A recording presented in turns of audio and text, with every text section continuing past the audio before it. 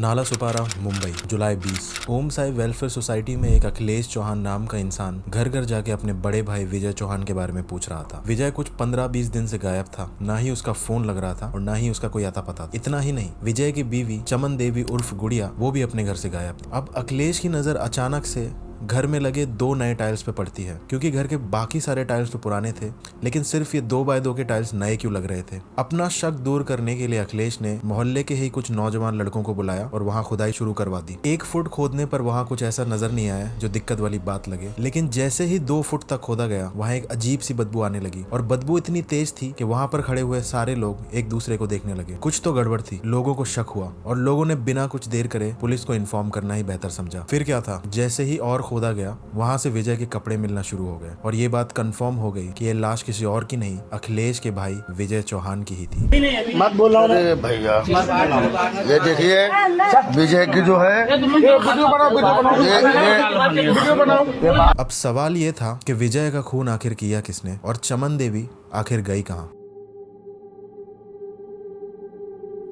विजय चौहान 34 साल का विजय उत्तर प्रदेश जौनपुर के कलीचाबाद विलेज का रहने वाला था। लगभग 10 साल पहले विजय मुंबई काम की तलाश में आया था। प्रोफेशन से विजय एक दिहाड़ी मजदूर था। दीवार बनाना, प्लास्टर करना और घर में रेनोवेशन के छोटे मोटे काम करता था। सुबह से शाम तक मेहनत करता और इन्हीं मेहनत के पैसे से अपना घर चलाता था। विजय के 3 भाई थे, अजय चौहान, अखिलेश चौहान और सबसे छोटा भाई दीपक चौहान। और तीनों भाई भी एक जैसा ही काम करते थे। तीनों भाई दिहाड़ी मजदूर थे। कोई टाइल्स बनाने में माहिर था तो कोई घर के रेनोवेशन करने में। अब जब विजय मुंबई में थोड़े बहुत पैसे कमाने लगा और थोड़ा सेट हो गया तो उसकी फैमिली को लगा ये सही टाइम है कि विजय की शादी कर दी जाए और उसके घर वालों ने उसके लिए रिश्ता ढूंढना शुरू कर दिया। और इसी दौरान विजय की मुलाकात हुई चमन देवी उर्फ गुड़िया से। चमन देवी एक बहुत ही शांत स्वभाव की लड़की है और उसकी जिंदगी काफी साधारण थी। एक गाँव में रहने वाली लड़की जिसने ज्यादा पढ़ाई लिखाई नहीं की है और घर वालों की हर बात मानती थी बिना सवाल किए। शायद इसीलिए जब उसकी शादी की बात चलने लगी तो उसने घर वालों को बिना किसी सवाल किए विजय के लिए हाँ कर दिया। अब विजय बहुत खुश था क्योंकि चमन देवी में वो सारी क्वालिटीज थी जो विजय अपनी पत्नी में देखता था। अब दोनों की शादी हो गई। अब शादी के कुछ टाइम तक चमन विजय के गांव जौनपुर में रही, लेकिन जैसे ही विजय का काम और सेट हो गया विजय ने चमन को मुंबई बुला लिया। दोनों बहुत खुश थे, अपनी छोटी सी जिंदगी जी रहे थे और फिर उनका एक बच्चा भी हुआ। अब शादी के बाद 7-8 साल तक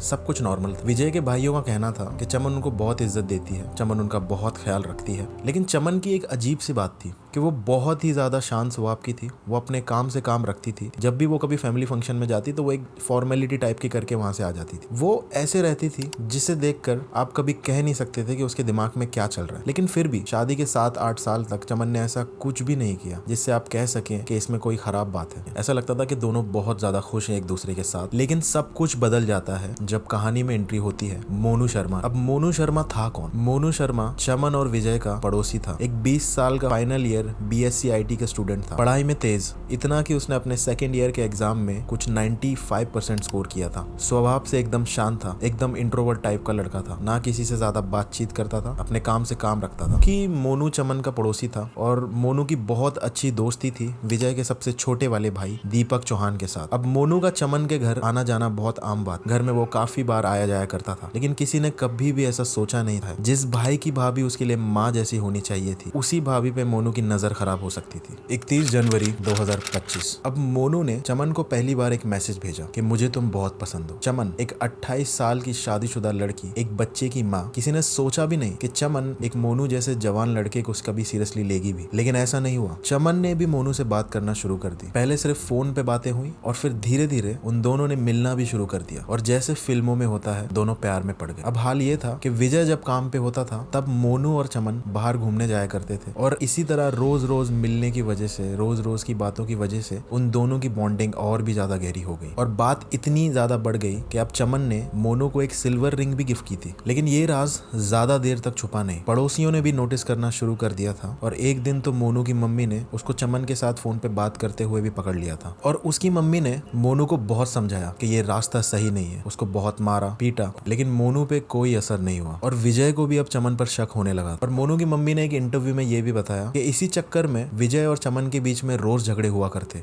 अब हालात ऐसे बन गए थे कि मोनू की मम्मी को सब कुछ पता चल गया था और विजय भी सब कुछ समझ चुका था। लेकिन दोनों ने सोचा कि शायद ये एक छोटी सी गलती है और कुछ टाइम बाद सब कुछ ठीक हो जाएगा। कि मोनू को मम्मी इज्जत डाउन मत कर, मेरा इज्जत का सवाल है, गली का इज्जत है, तो मैं बोली जाने दो, गलियों का बात है तो गलियों तक रहने दो, आपस में फरिया लूँगी दोनों।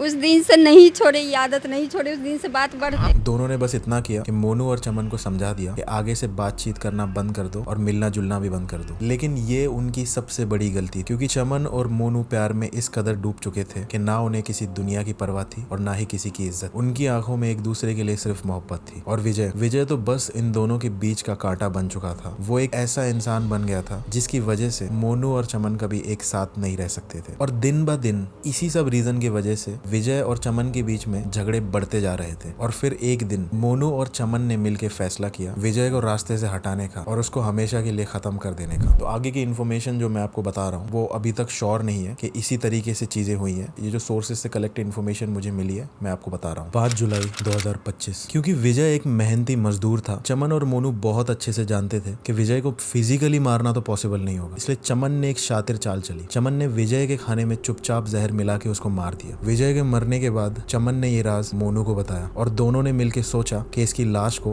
अब कहाँ ठिकाने लगाया जाए। तब प्लान बना कि विजय की लाश को इसी कमरे में 4 फीट गहरा खड्डा खोद के दफना दिया जाए ताकि इस पे किसी को शक भी ना हो। अब चमन ने 2 मजदूर बुलाए। चमन ने उनसे कहा यहाँ पर कुछ पाइपलाइन का काम होना है, इसलिए यहाँ पर 4 फीट खड्डा खुदवाना है। मजदूर ने अपना काम किया और 4 फीट खड्डा खोद के वहाँ से चले गए। अब चमन ने उसी खड्डे में अपने पति विजय की लाश को दफन कर दिया और बाहर से सब कुछ नॉर्मल लगे इसलिए चमन ने उसके ऊपर 2 नए टाइल्स लगवाने का प्लान बनाया। और सबसे हैरान कर देने वाली बात यह है कि वो टाइल्स को लगाने के लिए चमन ने और किसी को नहीं, विजय के ही बड़े भाई अजय को बुला लिया। अजय ने अनजाने में ही अपने भाई विजय की लाश के ऊपर टाइल्स लगा दी। और जब अजय ने पूछा कि विजय कहाँ है और उसका फोन क्यों नहीं लग रहा है, तब चमन ने सिर्फ इतना कहा कि विजय का कुछ बड़ा सा टेंडर लगा है कुर्ला में और अब वो वहीं खाता पीता है और वहीं सोता है। और अब सबसे अजीब बात यह है कि जिस कमरे में चमन के पति की लाश दफने 15 दिन, उसी कमरे में वो ऐसे सोई जैसे कुछ हुआ ही नहीं। और आसपास वालों को भी कोई शक नहीं हुआ। जब भी कोई विजय के बारे में पूछता तो चमन देवी वही कहानी दोहरा देती कि वो कुर्ला में काम पे है। अब चमन और मोनू को अच्छी तरह से समझ आ गया था कि विजय के घर वाले कभी भी पुलिस कंप्लेन कर सकते हैं और पुलिस उन्हें कभी भी पकड़ सकती है। इसलिए दोनों ने तुरंत ही घर छोड़ दिया। पहले वो नाला सुपारा के एक छोटे से होटल में रुके ताकि थोड़ा टाइम मिल सके और फिर 20 जुलाई की रात को पुणे के लिए रवाना हो गए। और इधर विजय के सारे भाई उसकी तलाश में लग गए थे और सबसे बड़ा शक चमन और मोनू पे ही था क्योंकि दोनों एक साथ गए। और जब विजय की लाश टाइल्स के नीचे से मिली तो इनका शक पक्का हो गया। पुलिस को चमन और मोनू की तलाश थी। अब क्योंकि दोनों बाहर थे, साफ थे कि उनको पैसे की जरूरत पड़ेगी। अब चमन ने विजय के बैंक से पैसे निकालने के लिए उसका सिम चालू किया ओटीपी रिसीव करने के लिए और मोनू ने भी अपने व्हाट्सएप नंबर को चालू कर लिया। और ये इन दोनों की सबसे बड़ी गलती साबित हुई क्योंकि पुलिस ने आसानी से इन दोनों का नंबर भी ट्रेस कर लिया। पहले तो पुणे में पहलार पुलिस स्टेशन में उन दोनों को गिरफ्तार कर लिया गया और फिर उन्हें वापस पालघर पुलिस स्टेशन नाना सुपारा में ले जाया गया। अब इस वक्त दोनों पुलिस के हवाले में। और देखो इनका प्यार। मोनू कह रहा है कि उसने विजय को गला घोट के मारा, जबकि चमन कह रही है कि उसने विजय के खाने में जहर मिला के उसको मारा। दोनों अपनी जान बचाने के बजाय एक दूसरे की जान बचाने की कोशिश कर रहे हैं। आपको क्या लगता है गलती किसकी है? 20 साल के मोनू की जो अपने से 8 साल बड़ी औरत के प्यार में पड़ गया, या फिर चमन जिसे अच्छे से पता है कि वो एक शादीशुदा औरत है, एक बच्चे की माँ भी है, फिर भी उसने मोनू जैसे जवान लड़के को आगे बढ़ने दिया? अब नाला सुपारा में माहौल ये है कि घर वाले अपने बच्चों की शादी करने से डर रहे हैं क्योंकि उन्हें ये लगता है कि शायद उनके बच्चे का हाल भी विजय जैसे ना हो जाए। और उधर विजय के सारे घर वाले विजय के इंसाफ के लिए लड़ रहे हैं। अब आपको क्या लगता है? अपना ओपिनियन कमेंट सेक्शन में जरूर दीजिए।